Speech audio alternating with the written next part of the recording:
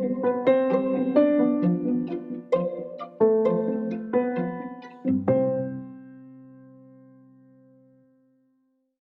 a tutti e bentornati nel mio podcast. Oggi voglio parlarvi della particella C. Ho deciso di effettuare un episodio su questo argomento perché credo che sia molto importante capire bene come si usa e perché si usa C nella lingua italiana. Sentirete quali sono i contesti di utilizzo e quali sono le regole per usare la particella C. Ovviamente, durante il corso della puntata, sentirete molti esempi. Li potrete ritrovare trascritti nella descrizione di questo episodio.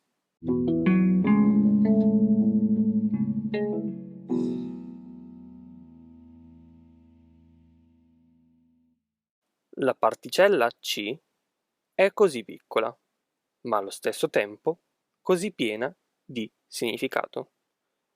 Possiamo identificare 4 funzioni grammaticali che la particella C ricopre nella grammatica italiana.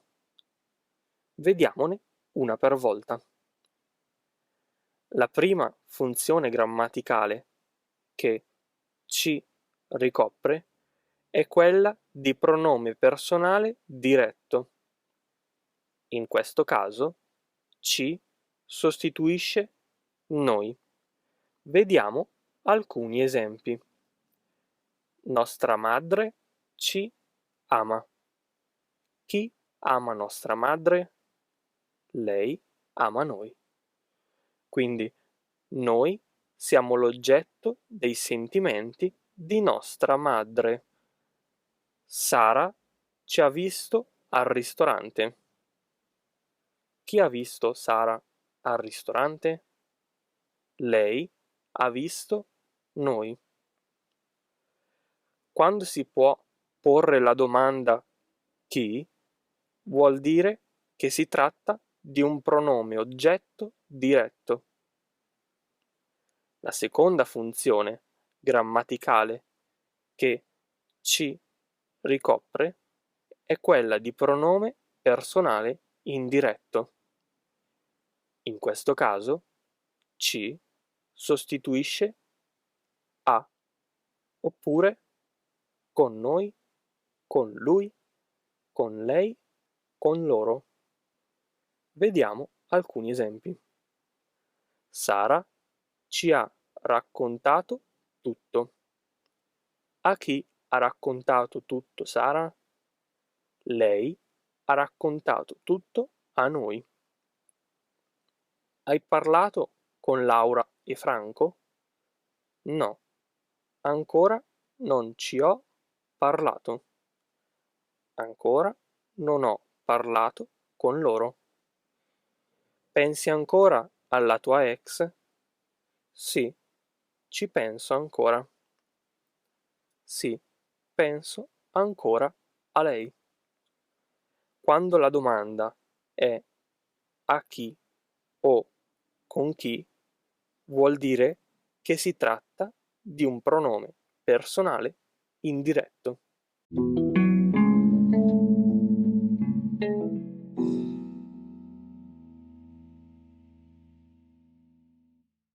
La terza funzione grammaticale che C ricopre è quella di particella avverbiale di luogo.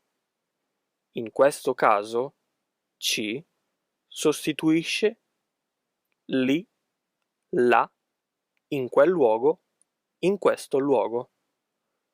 Qui dobbiamo distinguere quando si tratta del verbo essere e quando si tratta di altri verbi, come per esempio andare, venire, stare, eccetera.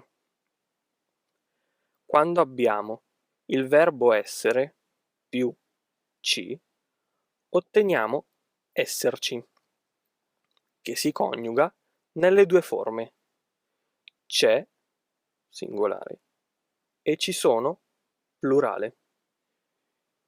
Ci è, ci sono.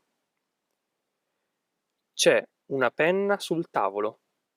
Ci sono 2 penne sul tavolo.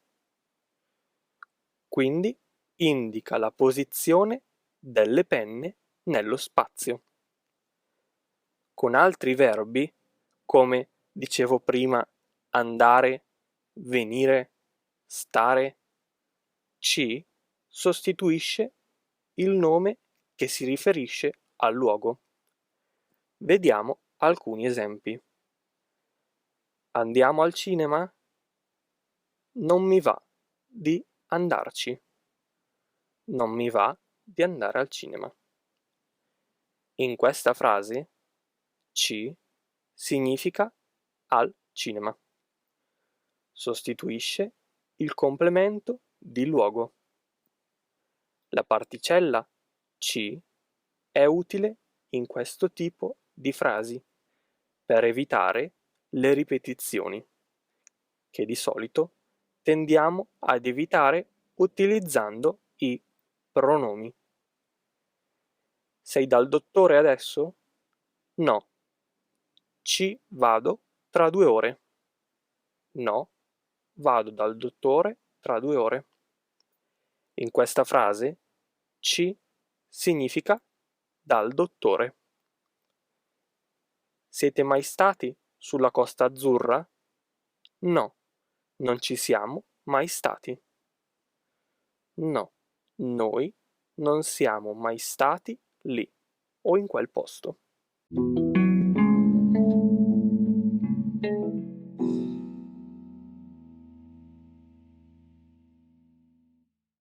La quarta funzione grammaticale che ci ricopre è quella di particella pronominale. In questo caso ci sostituisce a questo, con questo, di questo, su questo. Vediamo alcuni esempi. Hai riflettuto sulla mia proposta?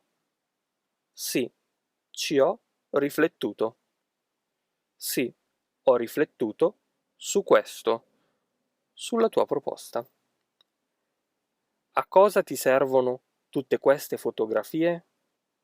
Ci faccio un collage. Faccio un collage con queste fotografie. È stata una brutta esperienza, ma cerco di non pensarci più. Cerco di non pensare più a questo, all'esperienza.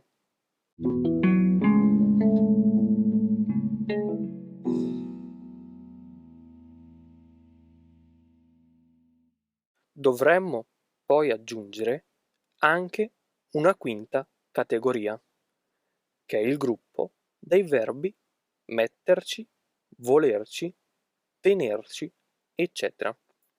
In questo caso ci fa parte di questi verbi, quindi non si può separare e analizzare singolarmente, perché deve essere preso nell'insieme del gruppo verbale. Fa parte del verbo e assume un significato idiomatico. In una frase come ci vogliono 2 ore per arrivare a Firenze da Roma in treno. Ci vogliono è tutto il gruppo verbale della frase. Quindi ci non può essere separato da vogliono, perché altrimenti la frase non avrebbe più senso. Nel caso di questi verbi, ci è parte integrante del verbo e bisogna usarlo insieme. Infatti, alla forma dell'infinito, il verbo è volerci, non è solamente volere.